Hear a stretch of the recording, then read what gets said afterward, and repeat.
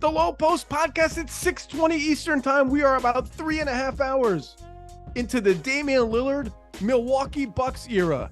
Holy smokes, a 3-team trade between the Bucks, the Suns, and the Blazers. And Bobby Marks and I on this very podcast, nigh a few short days ago, spitballed about could the Bucks get in here? Could the Bucks actually do this? And we said, hey, Jrue Holiday, the one pick, couple swaps, like that doesn't seem like enough. Is there really going to be this like mega deal for Jrue Holiday sitting on the other end of this for the Blazers? I said, an idiot said, I'd still think Miami. Still think it's probably going to just inertia is the word. Inertia, Miami. Well, inertia never really got the Blazers and the Heat back to the table. I don't think we will talk about the Heat and how big, if at all, a missed opportunity this was, not only not getting Damian Lillard, but if you were of the school of thought that, teams are starting to keep their powder dry for Giannis and maybe Embiid. And of course, Miami is always one of those teams that's in those conversations. They didn't really get too hard into Bradley Beal. They didn't really get too hard, haven't really got too hard into James Harden because they're saving chips. Well, this increases the chance from whatever it was yesterday to whatever it is today, higher, that Giannis will be a Buck for a little bit longer than anticipated. The last time Giannis put immense public pressure on the Milwaukee Bucks, the last time Giannis's contract extension was an uncertainty, the Milwaukee Bucks acquired Jrue Holiday from the New Orleans Pelicans in a post-midnight mega deal.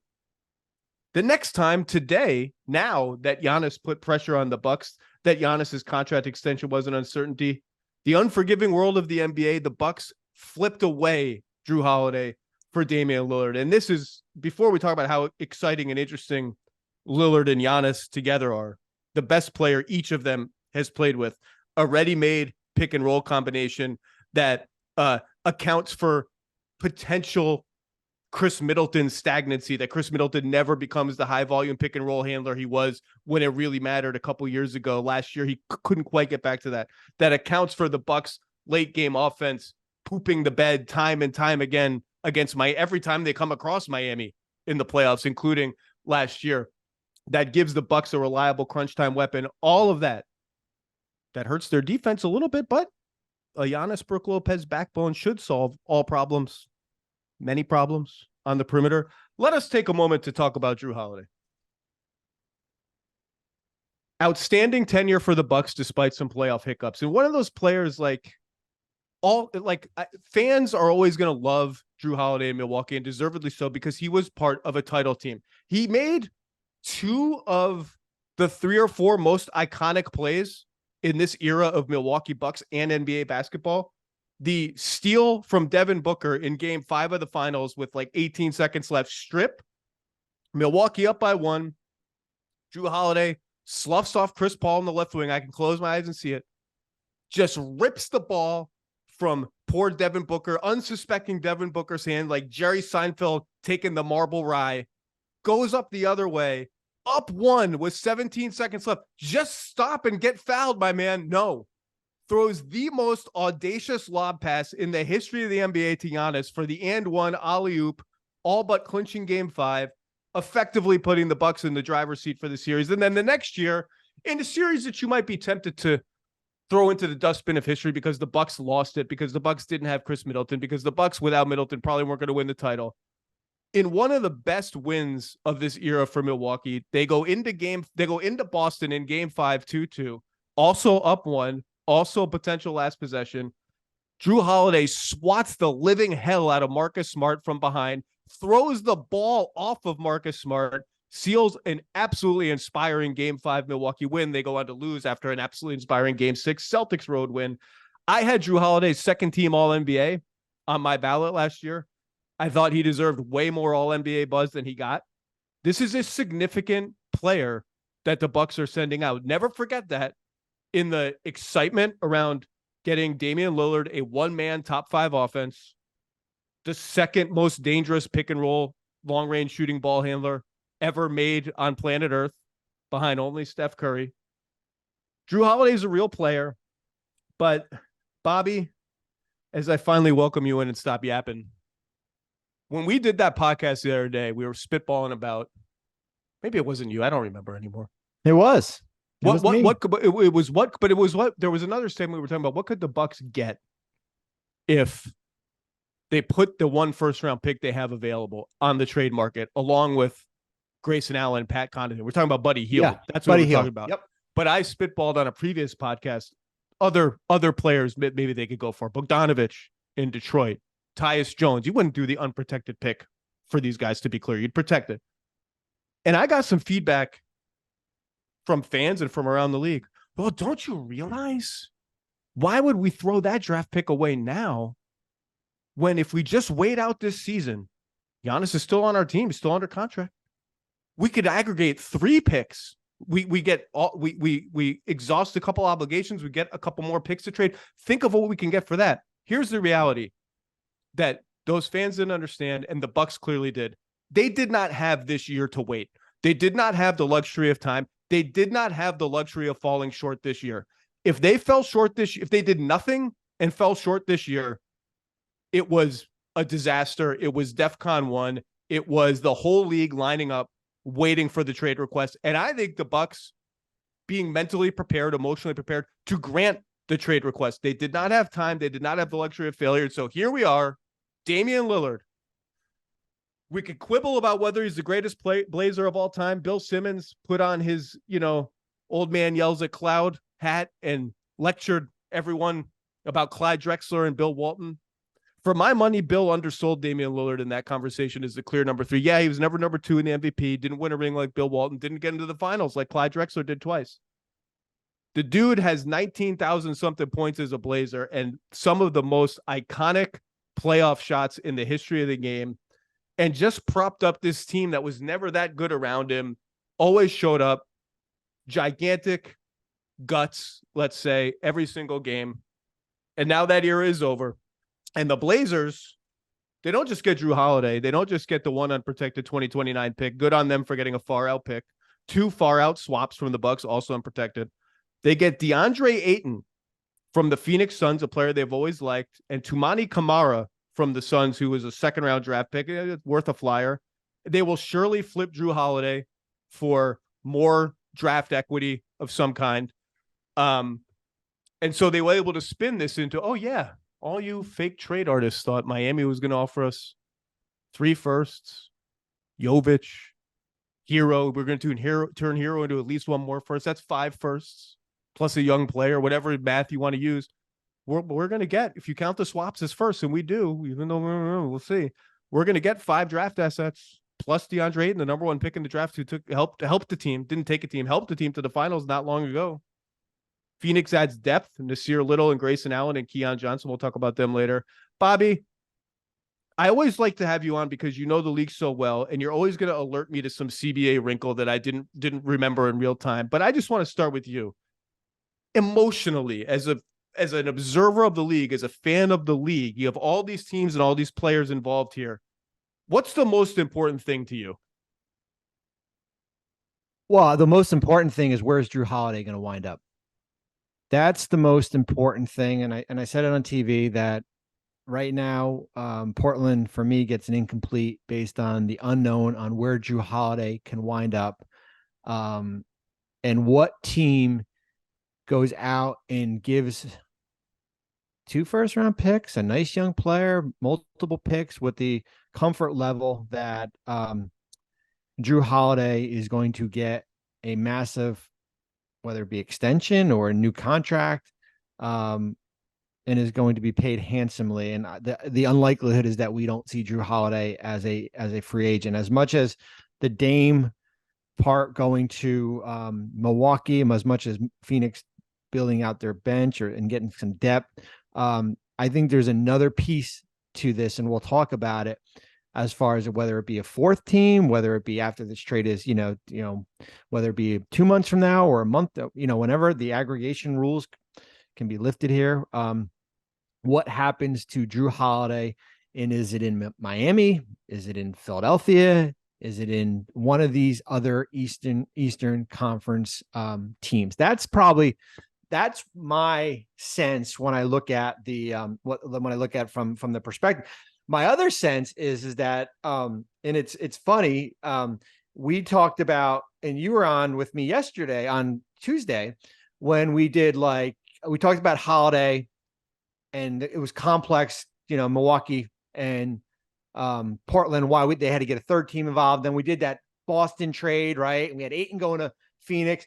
And my wife said to me, "Did you get that right?" And I go, "No, honey." I said, "It's like playing the lottery and you get 3 out of the 6 numbers right. And you go to Publix and you get $8 back. You feel pretty good, but you weren't quite there yet." And I think that's why we showed the complexities where this wasn't going to be a clean deal. Like this wasn't going to be like a 4-for-2 type deal. And as we saw, this has expanded with Phoenix and Milwaukee and Portland. And I think it's going to potentially, it could get bigger but there's going to be a part 2 to this with Holiday. There might be a part 3 with maybe Grayson Allen here, but I just think nobody's sticking around for the third sequel with Grayson Allen. I think big picture, Zach, and we wrote the article, Bontemps and I and Jamal Collier about Giannis and how Jrue Holiday was the X factor. Listen, at the end of the day, this gives them a massive insurance policy for Giannis, where Holiday could have been a free agent, or maybe there was a comfort level of not paying him big money, and they were going to have been stuck with nothing next offseason if he would have left. We'll get to Jrue Holiday because I think, he's just he's a great two-way player who can shoot threes and handle the ball. Ideally, I think it's a secondary ball handler that fits on any team. Despite the fact that our last memory of him on the basketball court is Jimmy Butler beating the hell out of him and talking trash. And apparently Jimmy Butler went on Twitter or X or something and said some stuff today about tampering. I don't really know. I don't know what inside info Jimmy's got. Leak it somewhere, buddy. I guess he did. And you make the interesting point about, the double loss for a team like Miami of not getting Dame and also seeing the chances that Giannis hits the open market sooner rather than later being decreased by some amount. it's not like a fail safe now, but certainly this is, if you're Giannis, you're looking at this like, all right, I wanted my team to be all in. Damian Lillard is a first team all NBA caliber guard. Like he wasn't last year, but I had him third team because of all the missed games. Last year was maybe the best year of his career. And yet Jrue Holiday may end up on one of these teams in the East that feels a double loss today. So they may get helped secondarily, indirectly by the dominoes of this trade, the tentacles. Why do trades have tentacles? They have tentacles that reach around the league. But I think, to me, you just got to start with the Bucks and Damian Lillard being on the Bucks. 2 of the top 75 players of all time, according to that list that came out whenever, on the same team. The Bucks sacrificed some real depth with Grayson Allen going out the door, a starter along with Jrue, 2 of their 5 starters. I would project their starting 5 as of now: Damian Lillard, Chris Middleton, Pat Connaughton, Giannis, Brook Lopez. The wing stopper's gone. The guy to throw at Jimmy Butler is gone. Now you can say either it doesn't matter because when it counted, we didn't have one for Jimmy Butler. B, maybe Giannis is ready to assume more of that role, even though he's going to play the 4 a lot. And then the bench is, kind of a whole bunch of we'll sees, other than Bobby Portis and Jay Crowder didn't play much last year. This is kind of a bet on Jay Crowder being able to play much more of a role, including defending some of those wings. And then the sort of mystery box of like Malik Beasley, Beauchamp, some of the guys they drafted this year. And it's not risk-free in that regard, but I think the nuclear effect this will have on their offense, having someone who can spread the floor and run the show like this when it really matters, having someone to turn Chris Middleton into less of a sort of like, oh my God, we need you to run every play down the stretch player, and more of a mixed player, more of a catch and shoot player, someone to shove Giannis back into more of a pick and roll screening role, which he was in huge volume when they won the title, and less so last year with Brook Lopez spacing the floor. I think what that will do in terms of spacing and just ease, everything is just such a slog sometimes for this team when it's not in transition. The half court offense has always been their weak spot. I just think the catalytic effect of that is going to be huge, to the point that, yes, there's going to be some questions on defense, and depth too. Getting to Giannis at center, which is not a card they've really wanted to play, but it's still a handy card to have. Is a little harder as of now, with the two wings out the door in exchange for a point guard. Those lineups, there are fewer of them and they're smaller. But if I've got Giannis and Brook Lopez on the court, I should have a pretty good defense. And if I need to, like, I would like to have a third guy I feel like I can really count on. Bobby Portis isn't a defensive guy, but if I've got those two guys, two first team all defense players, if those guys are first team all defense players, if there's this whole Brook Lopez should win defense player of the year thing, now I couldn't quite get there with Brook, but he's really good. Your defense should be good enough that the boost to your offense, both in terms of efficiency, simplicity, clarity, is worth it to me. And I think, given the mess in Philly, given that Damian Lillard is not in Miami, although they're not done, given that Boston, who could be a Jrue Holiday team too, is trying to reimagine itself a little bit, I think Milwaukee has turned its season from this is going to be so pressurized every day as to be potentially uncomfortable to favorites in the Eastern Conference. I think I agree with you. And I think there's two other things. I think Terry Stott's there, right? In Milwaukee, underage, who had, Damian for 9 years, I think, in Portland. So there's already a comfort level. And I know whenever you have a rookie coach and Adrian Griffin and you have a star-studded lineup with Giannis and Damian and Chris Middleton and certainly Brook, and there's the expectation level. I think this trade is kind of a little bit of a reverse effect. I think there's kind of like, okay, we can breathe now. The Giannis factor, who knows? This helps the Giannis factor. We get off to a slow start. Now I got to figure out, do we need to trade Jrue Holiday at the deadline? What's going to happen with Giannis next year? I think having Lillard was Adrian Griffin the right hire, first year head coach. Exactly. Now you have Lillard and his, 4 years that he's left on his contract. It's almost like, if we're using a football analogy, it's almost like you're acquiring that running back who can run for 1,500 yards during the season, but you traded your best defensive player, your lockdown defender defensively. You've traded it in a little bit, but as you said, defensively, when you have Giannis and you have Brook and you can figure out that, the schemes, that helps. It's not like Lillard's going to a place where he's going to be an island by himself. My questions and my concerns would be, certainly you've got point guard depth and a lack of point guard depth, and you already had that with Holiday on the roster because they got deeper at point guard somehow. Yeah, it'd be because you had two-way guys as your backups, and then as far as what your bench is going to get you, you take a starter from Allen, you put Connaughton in the lineup, and now you're relying on certainly the Jay Crowders, the Malik Beasleys, Beauchamps, AJ Green, it's a mystery box. This was a top heavy roster. You had 8 guys making between, and you still do, $2.8 and $1.1 million. And you parlayed what you had left of your draft picks into Lillard. Kevin Pelton pointed out in his piece, it's an obvious takeaway, but it's still interesting to hear it said out loud or written. Out loud? Just written.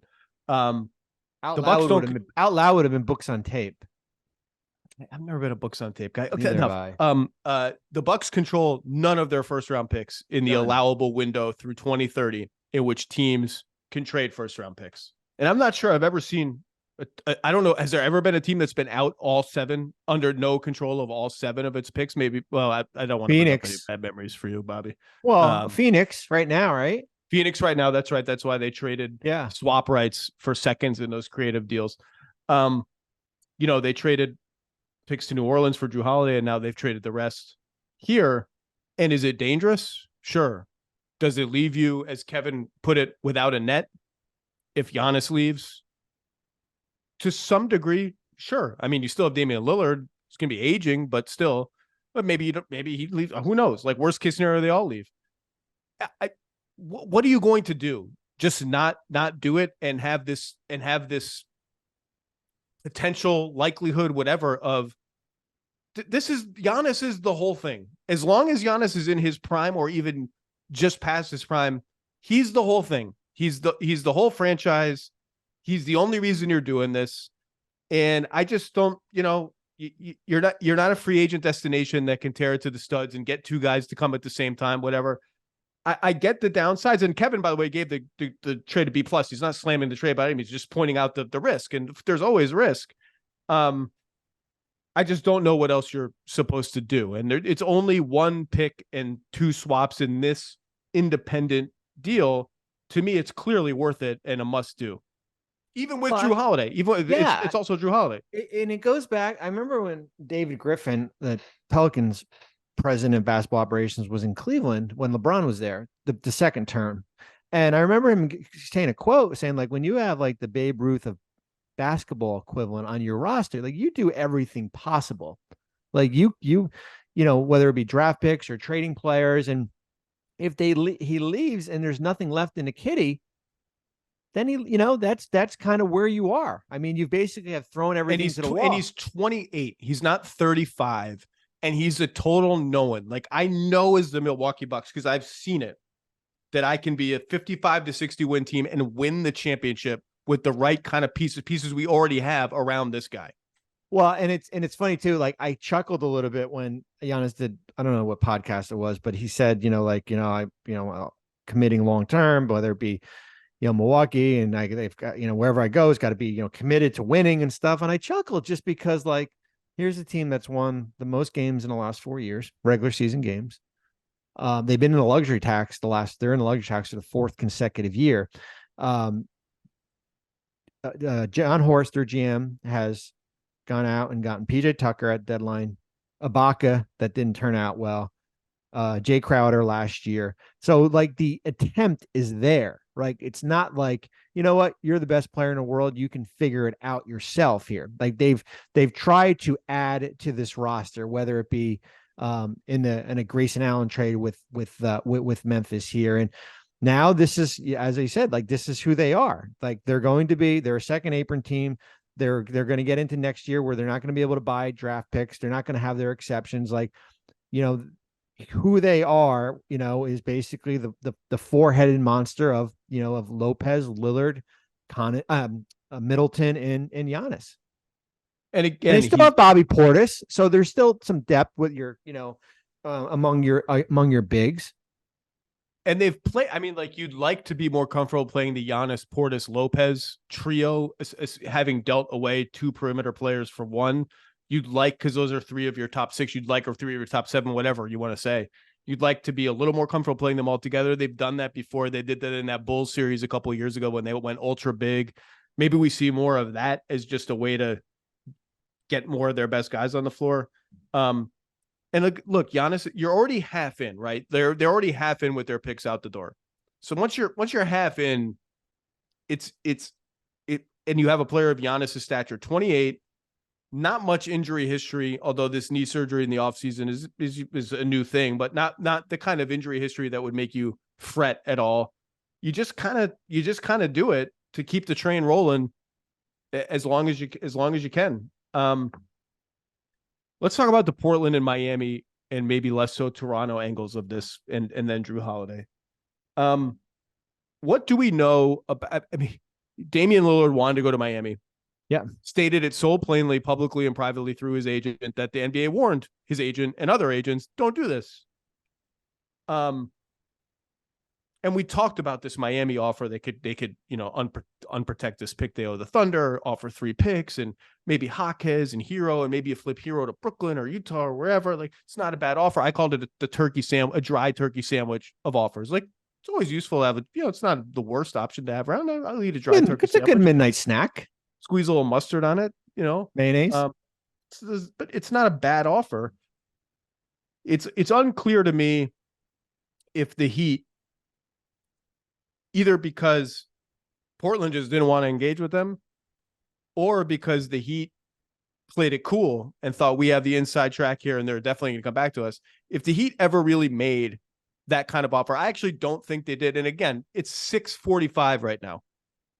You don't digest every angle. You don't do all the reporting of what happened and didn't happen, even though you're doing some of it along the way in 3.5 hours. So I don't know exactly. I can't sit here and pretend to know exactly what was offered and when. And anybody doing that, I think, is, fudging it a bit. But I don't think the Heat made the best and final, and I'm not sure what level of engagement there really was. So what is your take on, like, did the Heat drop the ball here? Did Portland just not want to touch the ball? What level of regret, if any, should Miami have? We did one of these 5-on-5 pieces with Dave McMenamin and Tim Bontemps, and they, I think the last question was like, I don't know if it was regret or basically on a scale of 1 to 10, does Miami regret not doing? I put like a 2, and I listen. At the end of the day, there's a certain set of principles in Miami as far as what they're willing to give up. We all talked about Hero and a third team and Lowry and the draft picks and swap rights and stuff like that. And I think if you're one or two things here, like if you were Miami and you gave them the kitty, right? Like whether it be Cale Martin and Jovic and Jaquez and Hero and swap rights, would that have gotten done? I don't know. I don't know if, from Portland's perspective, if that would have still would have gotten it done. And I think for Miami's, there's always a sense there's always going to be that guy out there. Now, here's the problem. If that guy was Giannis in Milwaukee trading for Damian Lillard keeps Giannis, now who's that next guy? And as we opened it up, like, could their sense be like, hey, we're getting the tea leaves that it could be, Jrue Holiday could be available on the trade market. So maybe what we were willing to give is now at less half the cost here. And I think there's a feeling that their roster is still good enough without Damian Lillard on the roster. And we'll know, but we talked about it last week. It was puzzling how a team where one player wanted to go, Lillard wanted to go to Miami, and how there was such a disconnect from both sides. In that theoretical Heat give everything offer, which I don't think was ever offered. Just personally, like, if I had to bet, I don't think that was ever offered. I don't know that they've talked, like, that the decision makers have actually, like, had a conversation in quite a while. That kitty, as you put it, leaves me as Miami with, Duncan Robinson, the big three, obviously, of Dame, Butler, Bam. Yep. Duncan Robinson, Josh Richardson, Thomas Bryant, Kevin Love is back. Justin Champagnie, Haywood Highsmith. You said you had Lowry going out in this deal for salary purposes, yeah, I guess. For salary purposes, yep. And so I think the Heat just said, if you're asking for Jaquez, who we think can contribute now, Jovic, who we hope can contribute soon, if not now, based on how he played in FIBA, Caleb Martin, who was our second best player in the NBA Finals, maybe, or for stretch, or for parts of the playoffs, the conference finals against Boston. I misspoke, as when he really excelled. Finals, not as much. We're just too thin around the three guys. We're too thin. Is that right? I mean, this is a team that has been very thin around the top three guys and found a way to make it work. Sometimes you need an extra offseason to find your next Ray Allen or Mike Miller or whoever it is this time around. And you can't blame the Heat really for just thinking, well, we're keeping all those guys. We get healthy Tyler Hero, who we didn't have. We got Josh Richardson. He'll help us. Probably will turn with whatever magic the Heat worked on him the first time. They'll work again. Probably ends up being really good for them. Who knows? Hey, we just made the finals. This team just made the finals. The year before, we were a shot away from making the finals. The year before that, we didn't do so good. The year before that, we were in the finals again in the bubble. Like, why shouldn't they be confident in their ability to make the finals with this group, or to not necessarily make the finals, make a deep playoff run with this group and keep their powder for Jrue Holiday or somebody else if Portland didn't want what they had? And I think Portland maybe just didn't want what they had. One GM put it to me like this: usually in a trade, there's one asset a team really wants from you to make it work. The Heat did not appear to have that asset. Now, I don't know what that is in this trade. Maybe it's the unprotected pick in 2029 or whatever. I thought those Heat unprotected picks out into the future with the team that would have been older, built around Dame and Jimmy, were going to be pretty valuable. We can agree to disagree on that, I guess. you can understand the Heat being like, hey, we're good. We're good. Even though they almost lost in the play-in tournament last year. And, are they going to be an injury depth, whatever, riddled team in the regular season again? Like, it's hard to read exactly what the Heat are going to be going forward, because you can spin it either way you want. You can spin it like they're fine, and they probably are fine. They're the Heat, but damn, that big three is damn near perfect together. Damn near perfect. And I don't care if they never talked for 2 months. I don't care if the Heat's best offer would have left them down to the studs and they wouldn't have done it anyway. You got to feel a little pang of oof today. Well, yeah, I mean, because you didn't want to get in the Bradley Beal. I don't want to call it sweepstakes, but in the mix, right? You didn't want to do that because you could have if you wanted to. Very clearly they could have. Now Lillard is not available.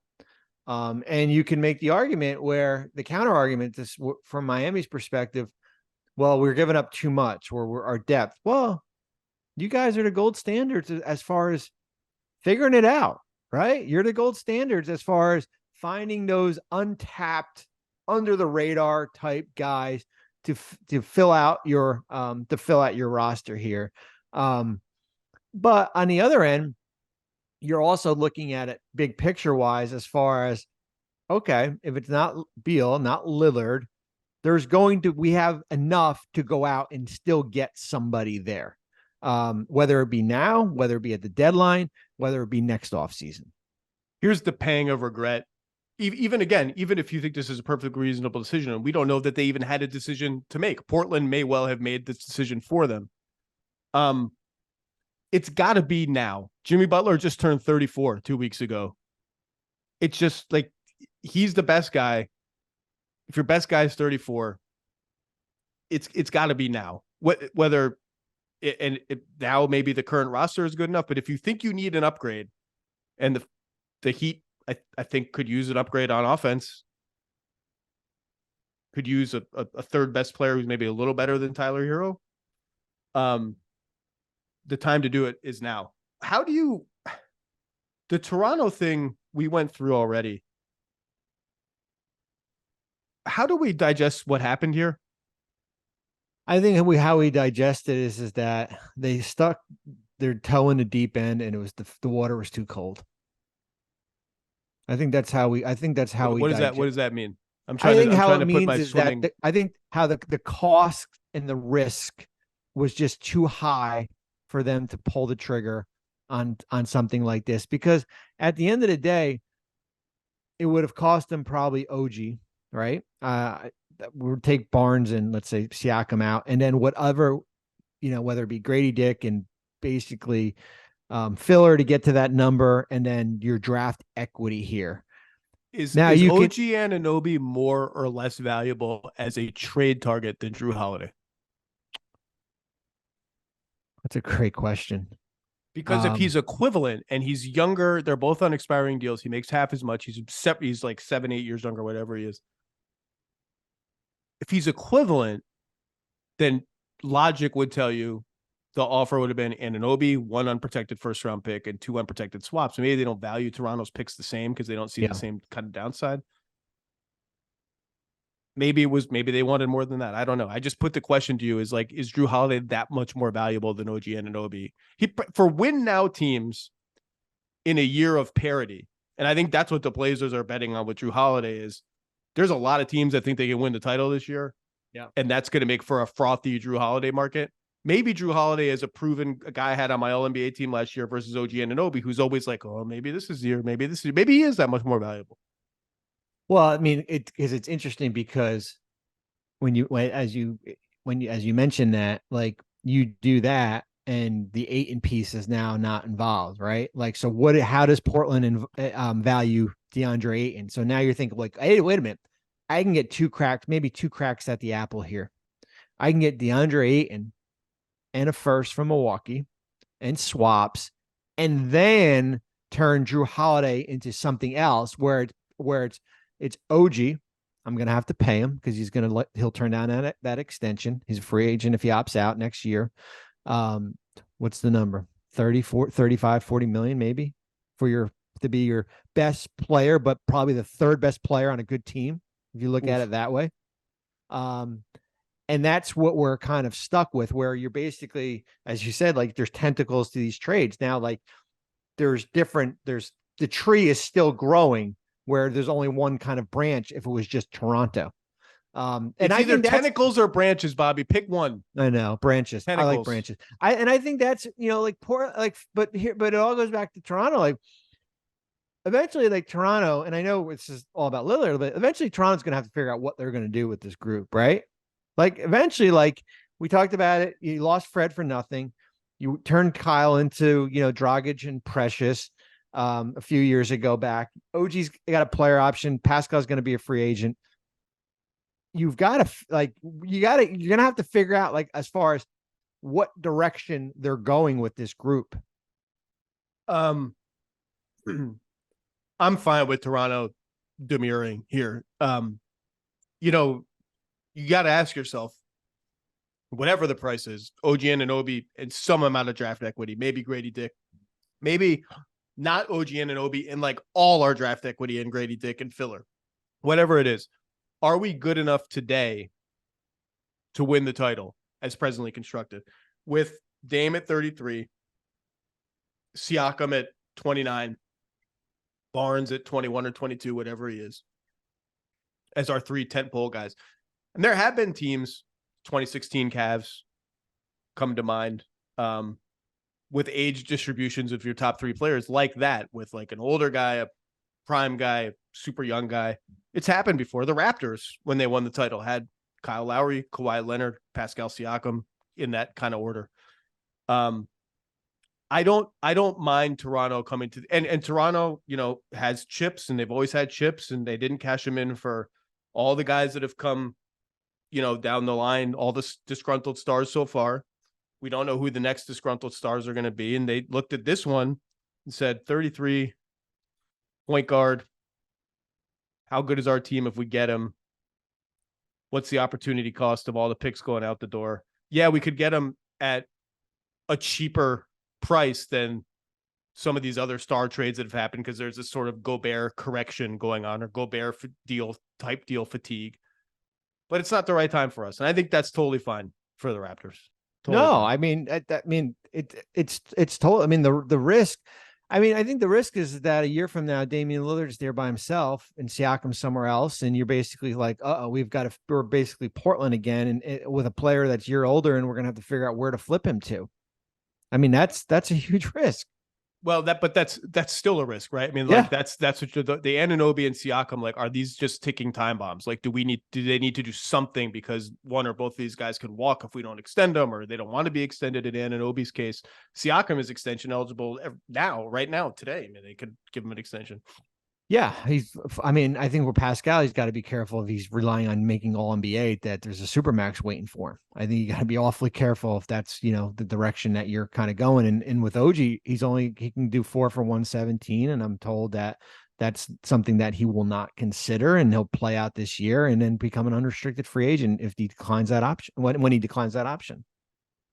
Let's talk about the Ayton Nurkic Phoenix angle of this, because Phoenix is obviously all in to win right now, and traded its starting center, a guy who, whether he liked it or not, did quite well as the screen dive, defend really well role. Defended Jokic for a playoff series. It's ancient history now. I get it. And Jokic didn't have his guys around him. Same spacing, passing targets, all that. Defended him pretty well.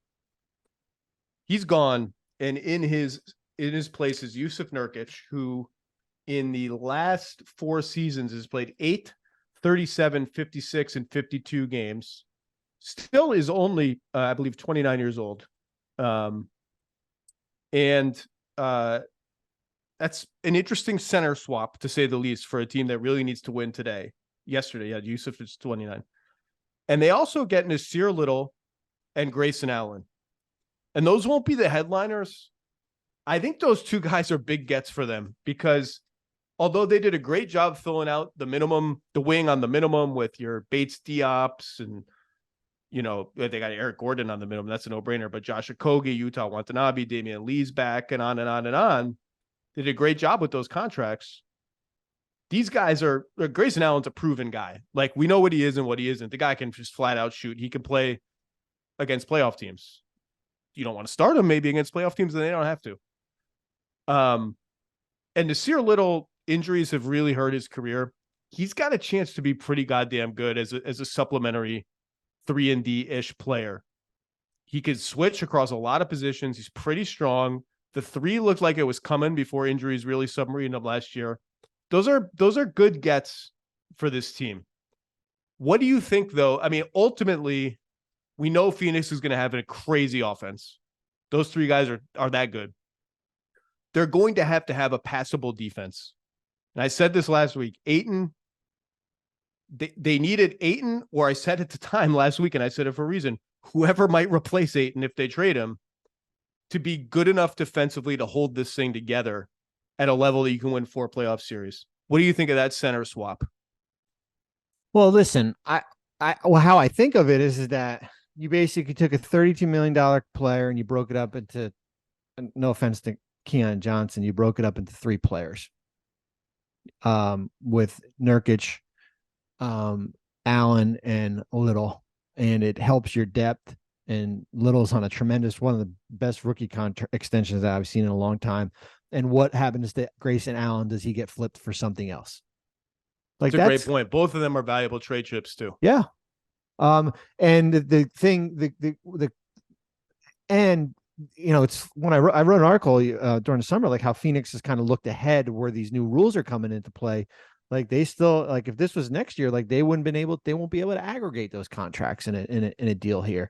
Now they can, for up until once the restrictions are lifted in a trade here. So I think it's going to be interesting, especially with Frank Vogel, defensive minded coach, the buy-in from Nurkic. Certainly, I think you hit it right ahead. The health point, as far as the ability to stay on the court, that's going to be the kind of, if there's a risk involved, it's that of a player, certainly who's got 3 years left on his contract, but so did Ayton at the end of the day.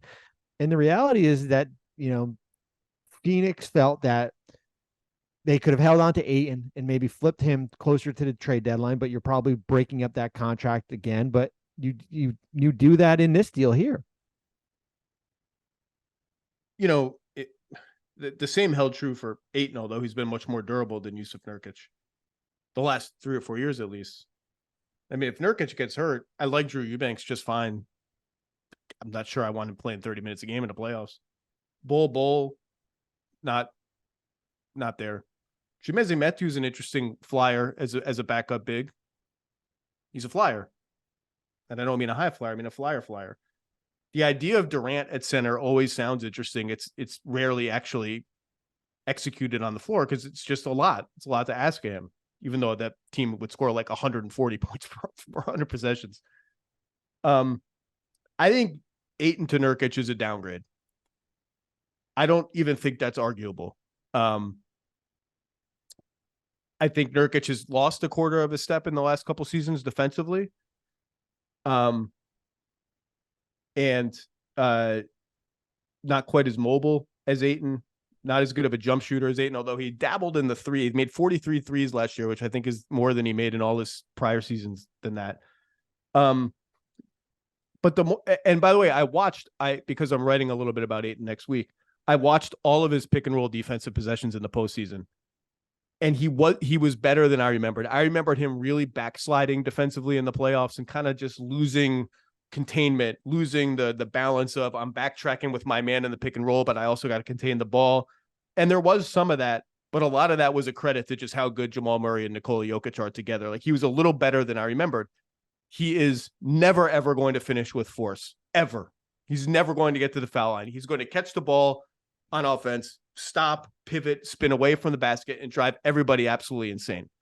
And the more I thought about this, although I do think it's a downgrade and I do think it's a risk, I think the Suns are betting Nurkic is still a solid defensive player. And when Portland has been competitive and you look at their on-off numbers with Nurkic, both shots allowed at the rim, shooting percentage at the rim, which was bad 2 years ago with Nurkic on the floor, but has generally been good.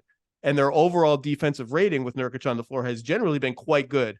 They're betting that guy's still here. He is not going to want the ball as much as Ayton, and not crave a bigger offensive role, not have, and look, the friction between a lot of the team, even though a lot of the team is new and Frank Vogel bought into Ayton, the friction was obvious. There were some playoff hiccups, some playoff non-appearances that were there. They just were there. And you know, he's just going to buy into his role, screen, dive. I think he's a better passer than Ayton on the move. Ayton is a very good standstill passer. But when the game is in motion, I think Nurkic is a little better passer in the short roll. He's a horrid finisher for a big man. I mean, he's going to miss a lot of layups. If you thought but he's at least going to try the layups, which could lead to offensive rebounds. He's not going to stop and pivot and spin. The more I think about it, getting Little and Allen, I like this for Phoenix enough. I think the downgrade is real and the risk is real, but the risk was already built into the team to some degree. And the Ayton thing may have just been too far gone. I don't mind it. I don't love it because the Nurkic bet makes me nervous, but I like it enough with the wings coming with it. Yeah, I mean, I think Kevin gave it a B. I want to say B minus, somewhere around there, and that's kind of how I feel about it. You know, I think it's more of it. You have your three big with Durant, Booker, and Beal, and now you're looking for a center to kind of play a certain role that you didn't think Ayton could. And as you said, you added some depth in wings that you've tried to do. And listen, they did a nice job in the offseason based on what the limited budget that they had.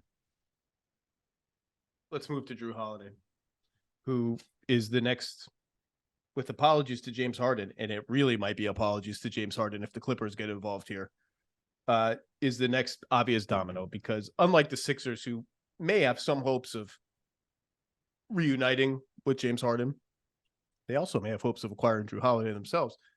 The Blazers have no hopes of doing anything with Jrue Holiday but trading him. He's going to be traded. Yeah. It's just a matter of when. And I even think like, listen, trade's not done. It's agreed upon 3 teams. I think there's a chance that this expands to 4 teams. I think, but when we get to, I don't know, what is this? Wednesday, Thursday, Friday? This could expand. Someday. It's because it's a lot easier to rope in a 4th team and get involved and do it that way. And I think if you're Portland right now, you're on the phone with teams, whether it be the Clippers or Boston or Philly or Miami or any. Ironically, imagine now we're engaged to talk to Miami. You know, like, why not? Why not? You separate the Lillard trade to what now? It's on to Jrue Holiday here, and I think it's business, man, it's just business. Yeah. So if you're Portland, I think the goal for you is to when this deal gets done, that Lillard is on another team, that there's a 4th team. Holiday. I mean, Holiday is on another team, and that there's a 4th. Easy. Let's not easy. I know. All right, so give me your favorite Jrue Holiday teams. Well, I mean, I think certainly Miami, right? So now are we? is Kyle Lowry, those 2 first? Ooh. How about we stop there? Why do I got to give any more if I'm Miami? Yeah, I think maybe you got to add a little more money there. Hey, how about this? How about Kyle Lowry and a thank you to Udonis Haslem and a sign-in trade? We'll give you a nice little $5 million bonus. Didn't he retire? I have a whole bunch of Heat paraphernalia about his retirement. I don't think he sent in his paperwork, though. You got to remember to send in the paperwork. But I think, I think that's it. From Miami's perspective here, I mean, Lowry's at 29 million. Drew's at what, 36? 36. Yeah. 110% of that, I think you're just like $3 million short. Philly is interesting. There's been rumors about Holiday in Philly as a free agent. If he got to free agency here, does Philly go, that's is that a 3-teamer? Because, certainly not going to trade Maxey for Holiday. That doesn't make sense here. Does that involve Harden now? I think that's intriguing in itself. Yeah, the whole Philly Clippers nexus can get reactivated here. I'm not sure what the direct trade with Philly is. Like what I guess Portland can then flip Harden. I don't know what exactly it would be, but that's possible. Philly can only trade one first, right? Yeah, correct. The Clippers can trade 2. And obviously James Harden wants to go there. Like Jrue Holiday, he's on an expiring contract. Unlike Jrue Holiday, there are no illusions. Jrue Holiday would have no illusions about, like, I want to dribble the ball a lot, like a super duper amount, as much or more as Kawhi Leonard. And he is, there are fewer hard feelings upon Jrue Holiday's departure than there seem to be upon James Harden's departures, and fewer worries about, Jrue Holiday hasn't been awesome in the playoffs, but you're just not going to count on him to run the offense the way James Harden wants to run the offense. And there's this whole dynamic with Portland, like the packages that weren't good enough for Dame. And I think that was always the problem to be in that 3-team trade with the Clippers, Sixers, Blazers, are the Blazers getting enough? Even if Maxey's involved, are they getting enough stuff for Damian Lillard? Well, if you turn your noses up at that for Dame, maybe you wouldn't for Jrue Holiday. So I think all 3 of those teams are good. Give me some more. Well, I think, certainly Boston, but you raised a good point on TV yesterday. Like, can you afford all these guys? Can you afford? Or Holiday? is it just a rental? Like, is Holiday, unlike Dame, who we were talking about on TV, like, at least you could say, well, this is just 1 year. Let's go for it. Yeah. That's a good way to look at it. So what do you look? So when you look at the deal there? I know what does Malcolm Brogdon do anything for you in Portland as a mentor type with this young group? Is Malcolm Brogdon already advanced into mentorhood? I know. He's $22.5 million for the next 2 years. Good player. Like, Clippers wanted him. Could flip him somewhere probably. Yeah. But I'm still $14 million. You're still like $12 million short. That becomes the issue. You've got all the draft equity. Whew. Rob Williams is the missing salary there, and quite a good player, has good trade value.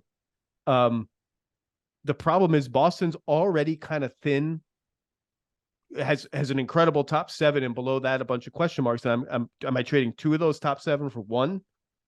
Even if he theoretically fits better? Do I need another ball handler this badly? Now, again, like, the Celtics have 3 centers, so they would trade from a position of strength to a guard, a position of, I don't want to say weakness, because Tatum and Brown can do guard stuff. They will do guard stuff. And if the Blazers just traded for DeAndre Ayton, do they want Robert Williams III too? It's a complicated one. It is. And now I turn to the Clippers. Now let's just look at them, Portland and the Clippers here. Like, if you're the Clippers and you've been reluctant on basically kind of trading multiple ones for Harden, and you're kind of just in that expiring route, do you go in there thinking Terrence Mann, salary filler, you got all these expirings, and now do you put those 2 ones in play for Holiday?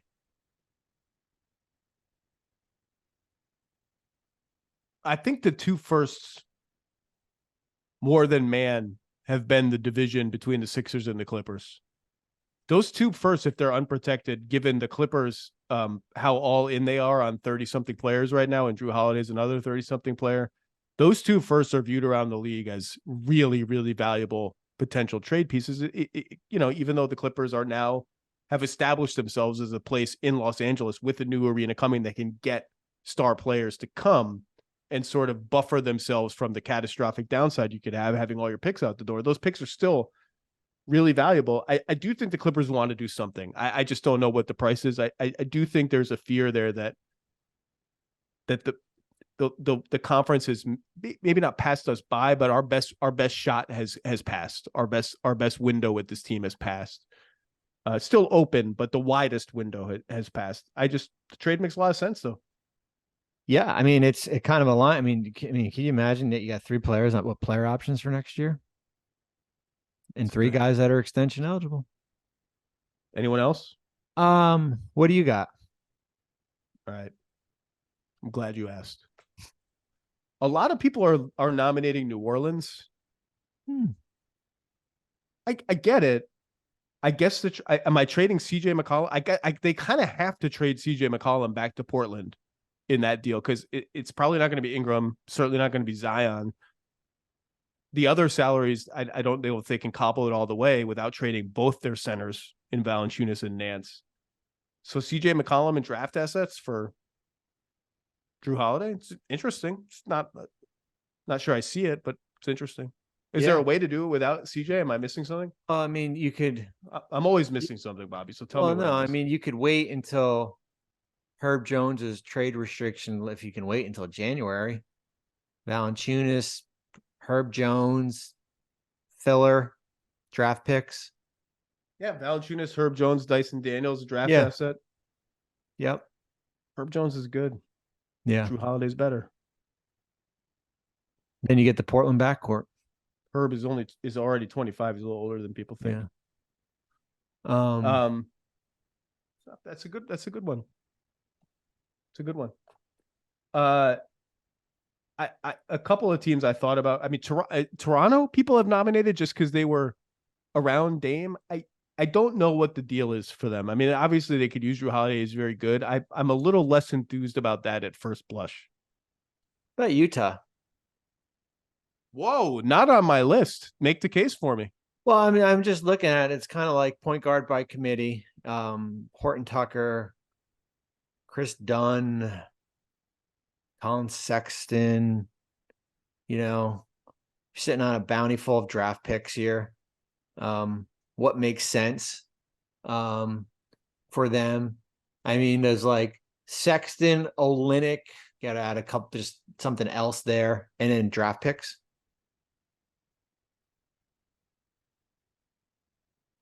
Not bad. Not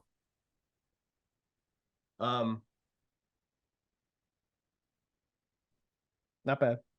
Toronto, I have to think more about Toronto. I'm still in digesting mode. On Toronto's week. Can I give you a couple of Cinderella teams? Yeah. Let's go. By the way, here are the 2 teams I tried. I really tried hard with Sacramento. Yeah. Just because I love the idea. I just love the fit there. Yeah. Hard to make a deal right now with Harrison Barnes, not trade eligible till January, right? Yeah. December 30th. December, whatever. And I just don't sense a great hunger in Sacramento to like shake it up after last season. Atlanta, I wish. Hard to do. Hard to find a good deal that makes any sense. Having traded a lot of draft picks for DeJounte Murray. Love the fit there, though. I'll tell you this. If I'm the Knicks, I am really tempted. I am really, really tempted. Yeah, Milwaukee just beefed up. They're scary. But I had this whole thing on TV last week of like, why can't we wake up in May and now this was pre-Dame to Milwaukee, but with the top of the East a little, I wouldn't say even rickety. Like Boston's not rickety. They're just like a little different. We got to see how it works. Like I think the Knicks are really good. I think the Knicks are good and deep and tough. Not good enough high-end talent-wise, I think, to make like the finals. But I said, why couldn't we wake up and like things break right there in the conference finals, losing the conference finals, but still, what a home run that would be for the Knicks. They got to be tempted because their concern is like if we make one move, we got all these picks. They don't have like the blue chip young guy. So if we put all of our stuff into one basket, and one of those baskets, Giannis, might not be a basket available to us anymore. Maybe we'll see. Do we have enough stuff left to upgrade the team? That was the Donovan Mitchell concern. This is a basket that's not quite as pricey. Like if I just go out there, like, all right, RJ Barrett, like we got a lot, got Josh Hart and Dante DiVincenzo, who kind of can do like the big guard. In Josh Hart's case, can slide to the floor, has to slide to the floor. We love RJ. RJ's developing. I don't know that there's a way to do it without RJ Barrett. You will be able to suss that out for me. We put a couple of picks in, like, could we get Jrue Holiday, Jalen Brunson, Julius Randle? We still have Hart, DiVincenzo, Grimes, quickly, maybe extension eligible, and just like take a shot with this team and still have enough left over that if somebody or someone becomes available by trade in the next 18 months, we've still got enough left because we have all our picks, all our swaps, all these extra picks, none of which are particularly sexy, but they're still picks. I would be real tempted if I were them. Yeah, I mean, you've got Barrett, you got that Fournier contract. Yeah, I could get like Fournier. I just don't think like Fournier plus Mitchell Robinson or whatever is like doing it for Portland. No, that doesn't. Unless I'm throwing in way more picks. Yeah, I mean, you could. You know what? I'd be tempted though. It's my starting center. I got to start Hartenstein then. I'm tempted. Well, I'm just saying, I'd be tempted. You got 11 first-round picks, 7 of your own, 4 from other teams, including that Dallas one. That's that's got some pretty good value, and you can trade up to 7. So Barrett and 2 1s too much? The Dallas first and something else? I think Barrett and 2 1s makes. I'm a little more. If you're a Barrett doubter, and maybe there are some of those in the Knicks brain trust, I don't really know. I assume they all are Barrett believers. They paid Barrett; he's good. 2 1s is a lot. Because then you turn around, and if you're Portland, you say, you know what, we got RJ Barrett, DeAndre Ayton, and 3 1s and 2 pick swaps. It's not bad. I just don't know that the Knicks have a roadmap there. That's Fournier. I mean, what's the non-Barrett offer? Does it have to wait until DiVincenzo is trade eligible for his $11 million salary to help fill in? I mean, gap? Maybe is it quickly plus Fournier plus another? It's got. Well, that was the issue when all the Harden stuff came out in late June, early July, and they had said the Knicks, and it was like, well, how do you get to number, right? Like, how do you get to the number? You basically, it's like Robinson or Fournier, and quickly, he's basically piecemealing like 3 out of those 4 guys there to do it. I think there is some appetite there within the Knicks. I mean, Tom Thibodeau's their coach. They made the second round last year. They've played Boston really well in the regular season for whatever that's worth. Philly's going through some stuff.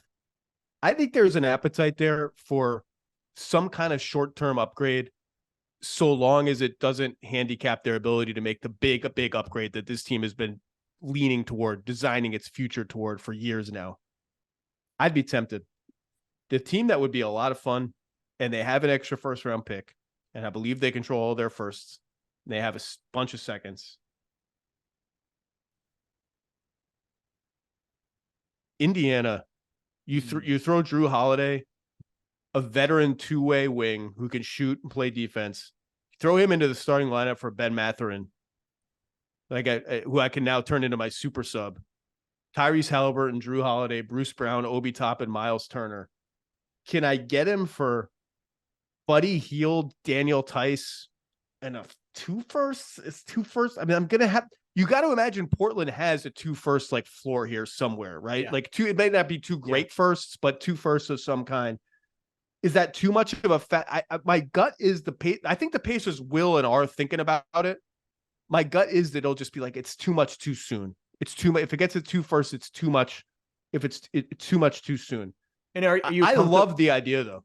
Yeah. I mean, are you comfortable even if it's only a rental? I gotta be, right. I mean, I gotta be. I mean, we can wink it, but then am I going to pay you 2 years, 90 million, or 3 years, 110, whatever it is? Yeah.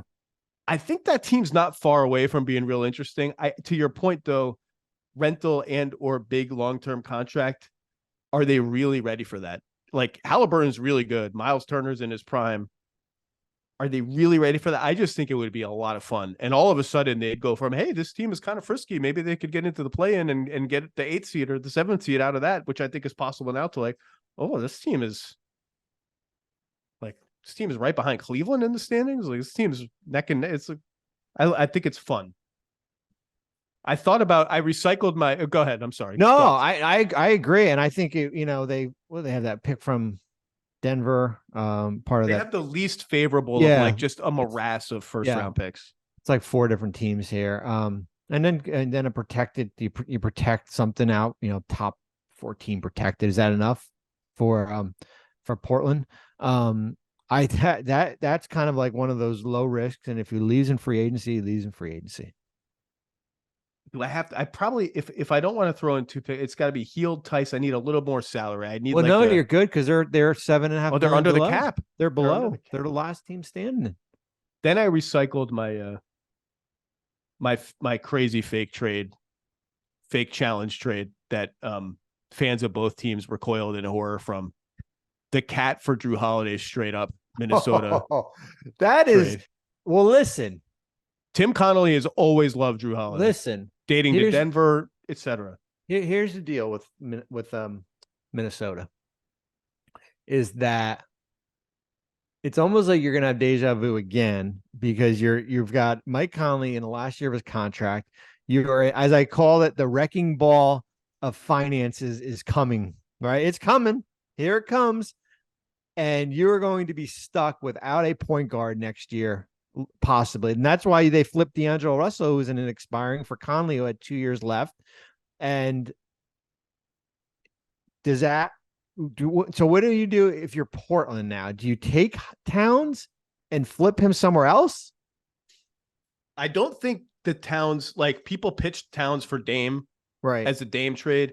I don't think there was ever any traction to that in either direction. I don't think Portland had much interest in. Towns is making 36 this year, and then it jumps. The Supermax hasn't even started yet to 49, 54, 57, 60 something, and then it goes off my screen to the right.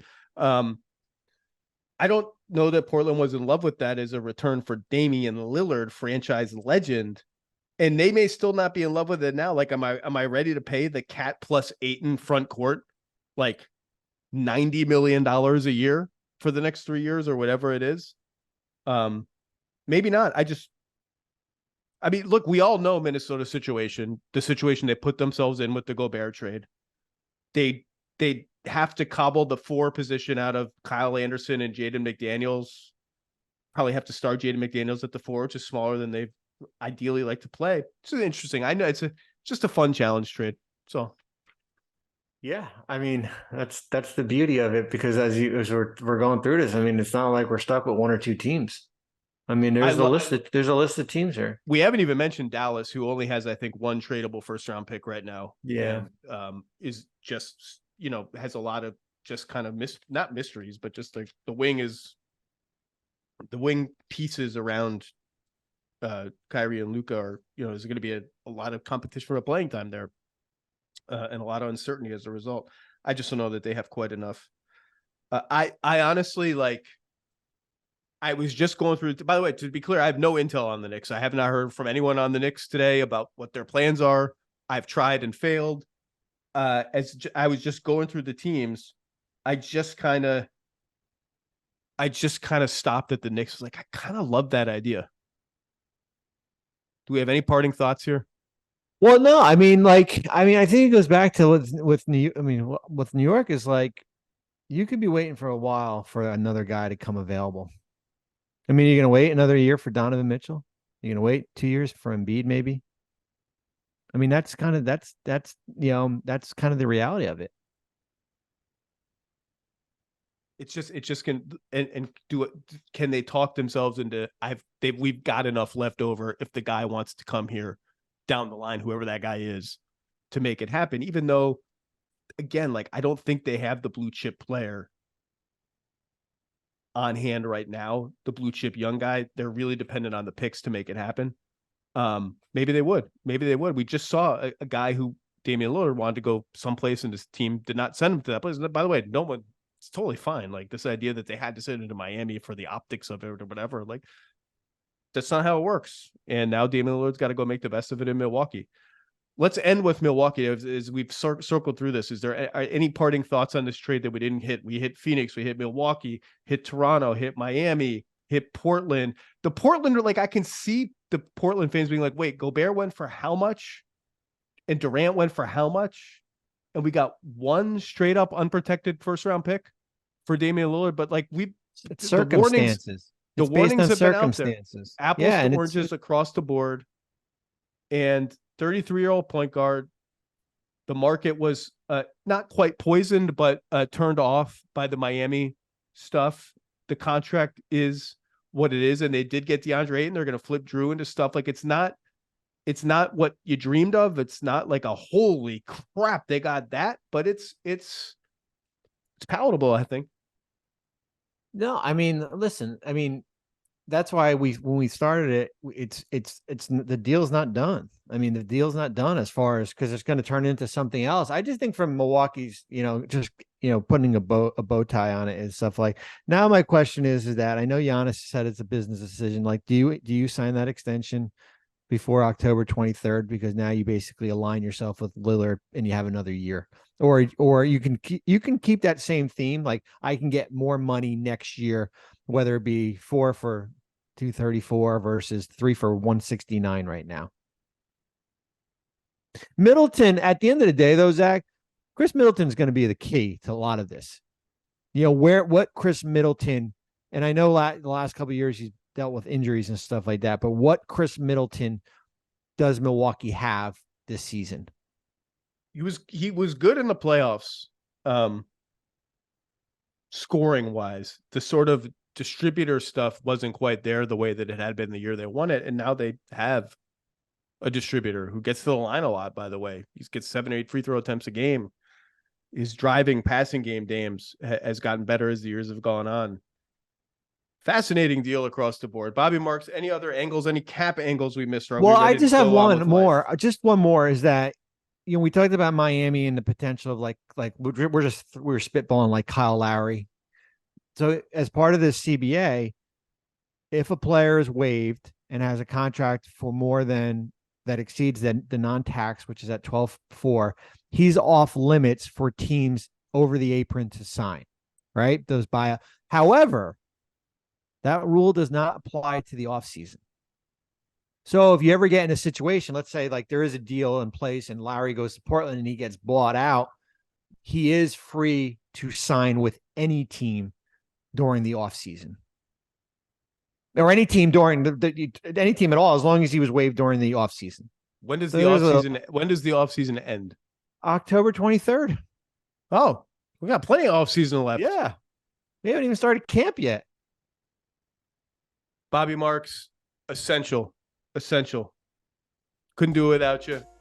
Thank you for lending us an hour and 13 minutes of your time to talk about Damian Lillard going to the Milwaukee Bucks. We will have certainly more on this on .com. I'm about to go write. Other people are writing. There's going to be TV. There's going to be all sorts of stuff. And we still have some more tentacles, dominoes, branches to fall, spread, whatever terminology you like. Bobby Marks, everybody. Thank you, sir. Thanks, Zach.